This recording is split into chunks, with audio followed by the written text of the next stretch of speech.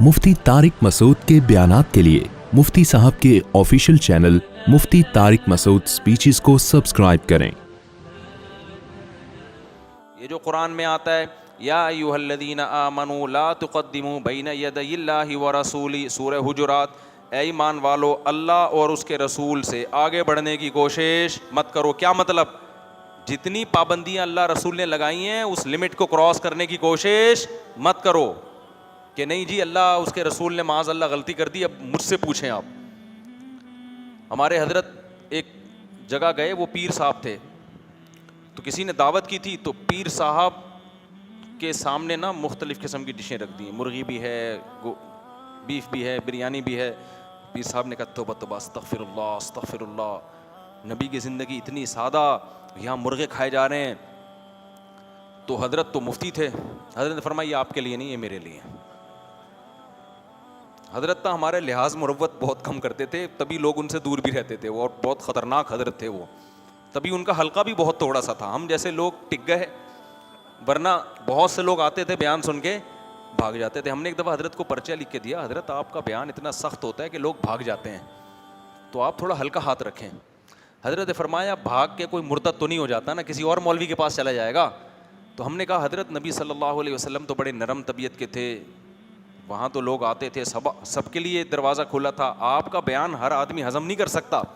तो हजरत ने जवाब दिया कि नबी आखिरी नबी थे, आपकी महफिल से अगर कोई चला जाता तो उसके पास कोई दूसरा ऑप्शन नहीं था, इसलिए आपको तो अल्लाह ने जामे शख्सियत बनाया था। कहा हम आखिरी भी नहीं हैं और अकेले भी नहीं हैं, दुनिया उलमा से भरी हुई है। ये जो मौलवी समझता है ना बस मैं ही हूँ बाकी सारे गलत हैं, तो इसका मतलब वो खुद गलत है। फरमाया हम एक मौलाना है जो हमारे मिजाज से आएगा तो ठीक है, नहीं आए तो बहुत सारे लोग हैं वहाँ चला जाए। उन दिनों में मुझे याद है कोई बहुत बड़े सेठ साहब आ गए, हज़रत मुफ्ती तकी उस्मानी साहब का बयान सुनते थे, वो दाढ़ी नहीं थी उनकी। हमारे हज़रत का बयान सुनने हज़रत ने जो स्टाइल था ना हज़रत का, उस स्टाइल में बयान किया। उनको अपनी बेइज्जती महसूस हो गई ना ठीक ठाक तरीके से कि यार ये क्या हो गया।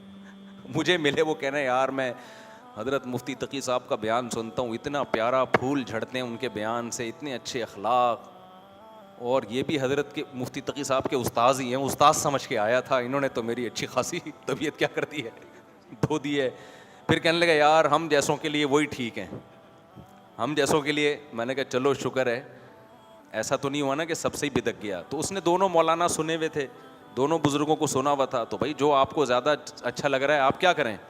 तो हज़रत का नज़रिया और सही हो गया। हज़रत फरमाया हम कोई अकेले तो नहीं है ना, यहाँ से नहीं तो जहाँ से अच्छा लग रहा है वहाँ जाके सुन लो भाई। लेकिन हमारे हज़रत का एक मिजाज था, क्या था वो, to the point, straight forward, और कोई लचक उसमें नहीं, मुरव्वत ज़्यादा नहीं थी हज़रत में। तो वहाँ ऐसा ही हुआ कि अच्छा इस्तिग़ना इतना ज़्यादा था ना कि कोई चंदा वंदे के मामलात भी नहीं थे, बहुत ज़्यादा उसमें तबीयत में इस्तिग़ना था।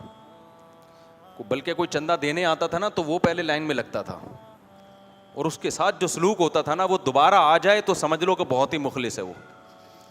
तो खैर अब हुआ ये कि क्या वाक़या बता रहा था यार मैं, नहीं एक दिमाग में बड़ा टेक्निकल किस्म का वाक़या आया था।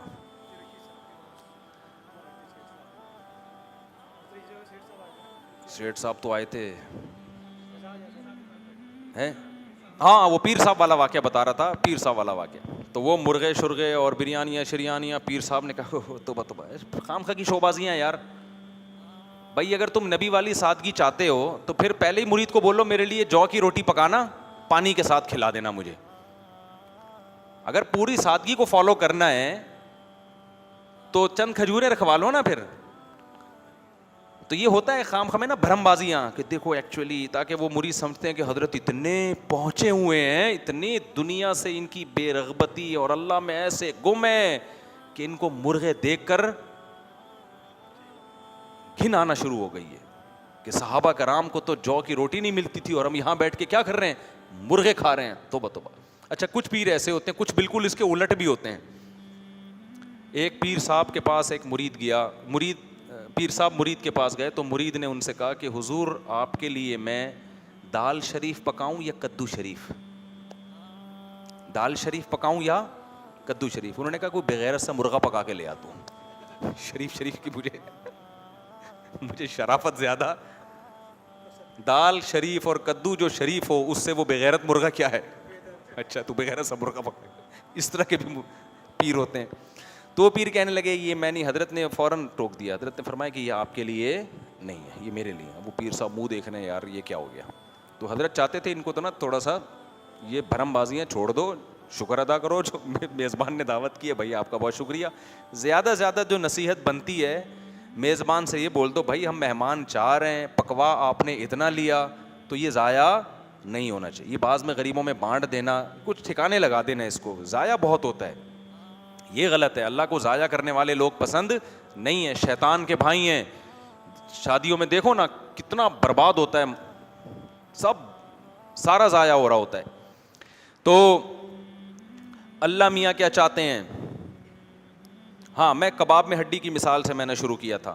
تو اسلام نے اگر پابندیاں لگا دی ہوتی نا کہ کوئی لذت دنیا کی حاصل کرنی نہیں ہے, تو اسلام میں ہڈیاں ہی ہڈیاں ہوتی, کباب نہیں ہوتا. اور اگر اسلام نے ساری لذتوں کو حلال کر دیا ہوتا, پابندیاں ہی نہ لگائی ہوتی جیسے انگریزوں نے. ان کے یہاں نائٹ کلب بھی ہے, ان کے یہاں شراب بھی ہے, ان کے یہاں گرل فرینڈ بھی ہے, ان کے یہاں بچوں کی ٹینشن بھی نہیں ہے, ساس سسر کی ٹینشن بھی. ہمارے یہاں جھگڑے ہوتے ہیں, بہو نے ساس سے تمیز سے بات نہیں کی, اس پہ بڑے بڑے مسائل کھڑے ہوتے ہیں, پھر تمیز سکھا رہے ہوتے ہیں ہم بیٹھ کے, دیکھو تمہیں یہ بولنا چاہیے تھا, ساس کو آگے سے یہ بولنا چاہیے تھا. 6 مہینے تمیز میں ہی لگ جاتے ہیں, آدمی خود بدتمیز بن جاتا ہے تھوڑے دنوں میں. مرد کے ساتھ ایسا ہی ہوتا ہے نا, وہ اپنی بیگم کو سمجھا رہا ہوتا ہے, دیکھو یہ میری ماں ہے, اس کا احترام کرو, اس سے ایسے نہیں. پھر بیگم کہتی ہے آپ کی اماں نے یہ الٹا لفظ کیوں بولا. آپ کہتے ہو دیکھو انہوں نے جب الٹا بولا تھا تو وہ خاندان کے بڑے ہیں, تم برداشت کر لیتی. کہتی ہے کیوں ساری برداشت میں نے ہی کرنی ہے. مرد شروع میں بے وقوف آدمی, وہ بیٹھ کے کیا کر رہا ہوتا ہے, سمجھا رہا ہوتا ہے. پھر جب زیادہ ہوتا ہے پھر وہ اماں کو سمجھاتا ہے. اماں کہتی ہے جورو کا غلام بن گیا, عورت کا غلام, میں نے پیدا کیا, میں نے پالا, اور باتیں کس کی سن رہا ہے, بیوی کی. مرد کو غیرت آتی ہے, یار اماں بات تو بالکل کیا کر رہی ہے, صحیح کر رہی ہے, پیدا بھی اس نے کیا, اب یہ تو نہیں آئی ہے زندگی میں. پھر جا کے اس کو سمجھاتا ہے. تو تھوڑے دنوں میں اس کو خود کاؤنسلنگ کی ضرورت پڑتی ہے, ٹھیک ہے نا. اب اس کو کون سمجھائے گا, اس کو پھر سمجھانا پڑتا ہے کہ تو بے وقوف نہیں ہے. وہ سمجھتا ہے میں پاگل ہوں, اس کو بتایا تو پاگل نہیں ہے, تو ہو گیا ہے پاگل, تو پیدائشی پاگل نہیں ہے, تو فلاں کے پاس جا اپنا علاج کر.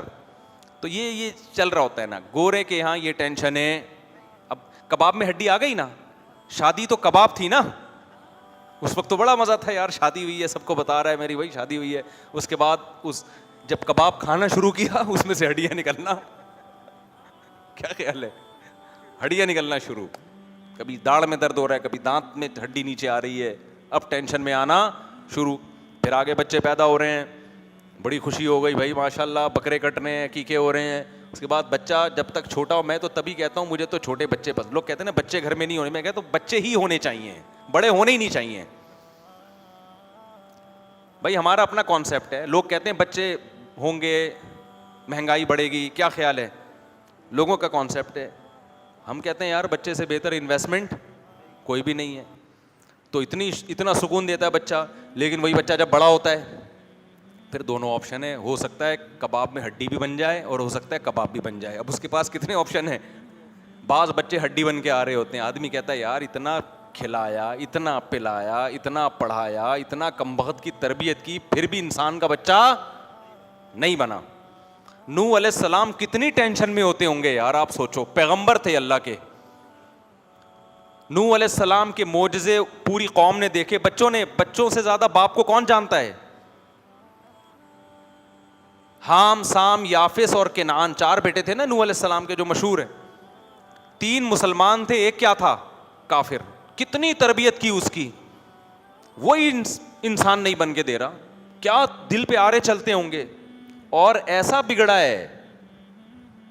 آج مسلمان کا بچہ یہی بگڑتا ہے نا, تھوڑا سا سٹا لگا لیا جا کے. ایسا تو نہیں کہ مرتد ہو جائے, کافر ہو جائے, وہ اللہ کو برا بلا کہنا شروع کر دے. ادھر سے سٹا لگا لیا, ادھر گٹر کے ڈھکن پہ بیٹھا ہوا ہے, اس نوکر میں گھسا ہوا ہے, اس طرح کی حرکتیں کر رہا ہے نا, تو ماں باپ ڈپریشن میں جا رہے ہوتے ہیں.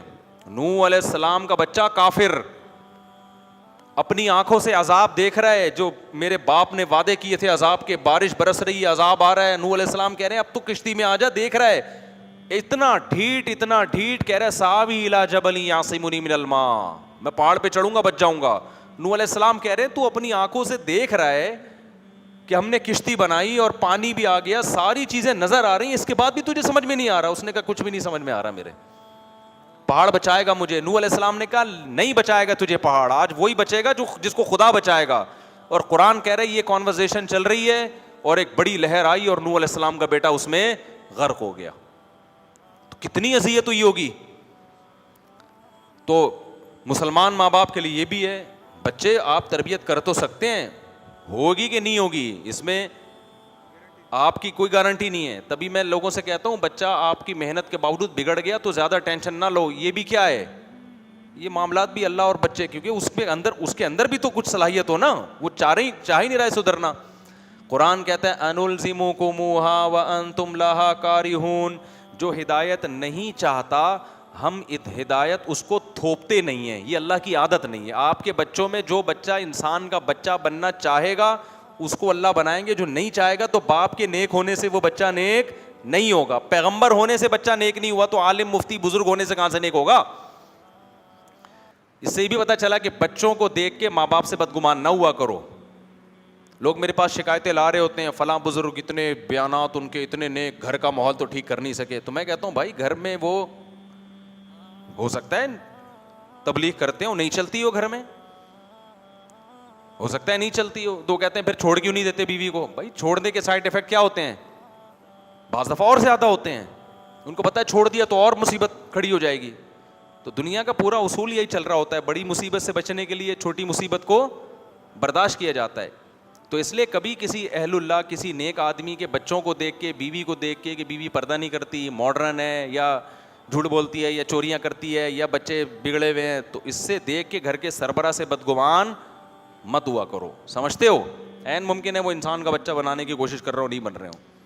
یہ تو اللہ کا نظام ہے بنایا ہوا.